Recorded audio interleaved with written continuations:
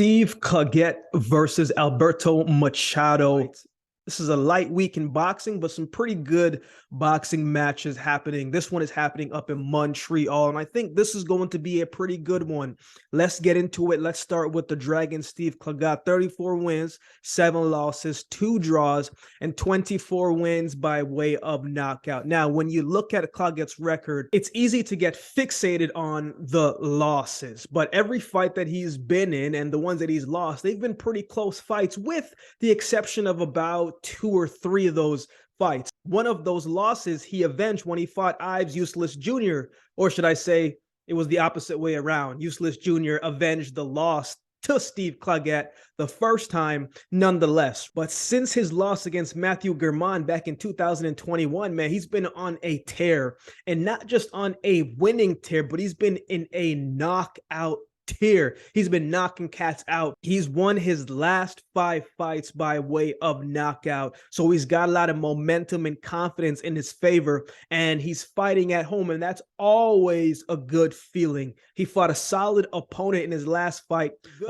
Rafael Lugo, he pieced him up pretty good with good body work, good jab, good movement, and good combinations, and he got the stoppage win.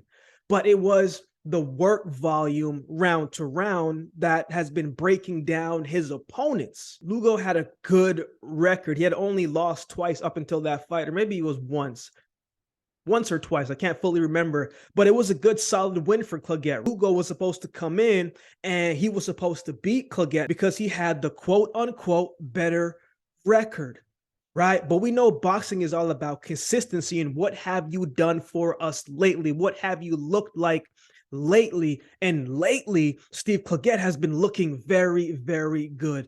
When he fought Tony Lewis, man, he was relentless with the pressure and the work rate in that fight. That was a fight where, look, Claggett wasn't trying to play any games. He wasn't playing around. He was trying to get to the business, because he is in the business, as all boxers are, in the business of throwing hands. In that fight, it was whoever lands more, whoever imposes the power more, that's who was going to win that fight. And I liked what he did in that fight. He threw a lot of punches, but it wasn't a lot of wasted punches, and that's a completely big asset when it comes to boxing. You can't just be throwing out wild shots, just trying to hit anything. Got to be calculated, because a wasted punch could lead to your opponent capitalizing off of your mistakes. In that fight, it was a variety of different shots and combinations, and his consistency all the way through. He eventually broke Lewis down from the body shots, but Lewis didn't even throw a lot in the last round, right? Like, he looked like he got overwhelmed big time by Steve Claggett. But Claggett is moving with a great level of confidence and belief. He's been fighting well in the recent bouts. As I just said, in boxing, is what have you done lately? What have you looked like lately? He may have 7 losses in his career, but this isn't a guy that you should count out or take lightly. He's tough too. He can take a shot. He's only been stopped once, but man, he is looking good, feeling good, and knocking cats out at a great rate. So this is going to be an interesting fight. Steve Claggett is going to come in home field advantage, and he's going to be looking to continue his winning ways and positive momentum. But let's talk about his opponent, Alberto Machado. 23 wins, 3 losses, 18 wins, 18 or 19 of those wins by way of knockout. The former champion will be looking to get back into championship contention, but most importantly, get back into winning ways.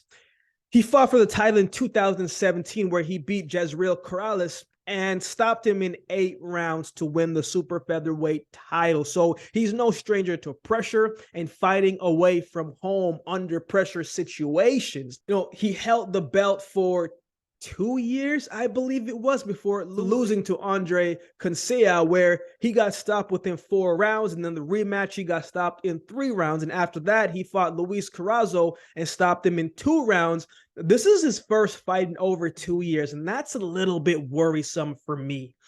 But we'll get into that very shortly here. In this fight, he's got the height advantage and he's got the reach advantage. In this one, his nickname is Explosive, and he is explosive, right? And he can be. He's fast. He's a good puncher. He's got good ring awareness inside the ring, right? He doesn't sit in the same spot very well, and he's very calculated. He's long and rangy and uses his size well to his strength. He's a patient fighter and picks his moments very well. When he fought Andrew Canseya the first time, man, he dropped him in the first round with a beautiful textbook combination, right? Left straight hand to the head, followed by the body shot to the right side. Canseya ducked the second shot, but it looked like from the second shot, when he ducked it, he was kind of off balance because his foot was a little bit stretched out. But right when he was stretched out, Machado followed it through with the uppercut and landed cleanly right on the chin in that fight. It was a beautifully timed uppercut. It was a great sequence. Now, first round could not have went any better for Machado, right? It looked like the fight was going to be over with. He was going to be explosive in his attack. He was going to end out the show because Machado has, I want to say, 8 or 9 first round knockouts. So he's explosive to the jump.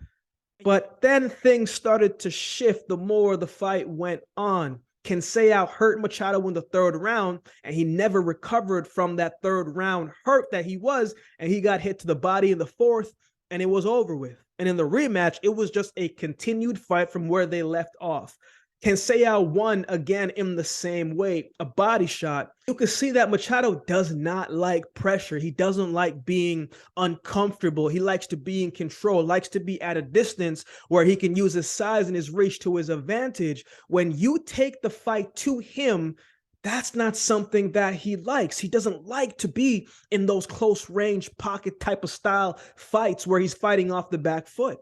In his most recent fight, he dropped his opponent, Angel Fierro, in the second round, and it looked like once again that this fight was going to be over with. Key word, looked. Fierro fought back, started to let his hands go, and he brought the fight from in close and applied the pressure every single round from the time that he was dropped. He hit the body, he hit the head with both precision, power, accuracy, and consistency, and the volume, man, just became to be a lot for Machado. And Fierro won that fight by way of stoppage. Machado was on the ropes trying to evade the shots, but he had his hands down, and Fierro caught him with a looping left hand that knocked him clean out before he even hit the canvas. We talk about this a lot here on the channel. How you lose a fight matters, right? It plays with you how you lose a fight. And he lost that fight, a fight that he probably should have won in devastating fashion.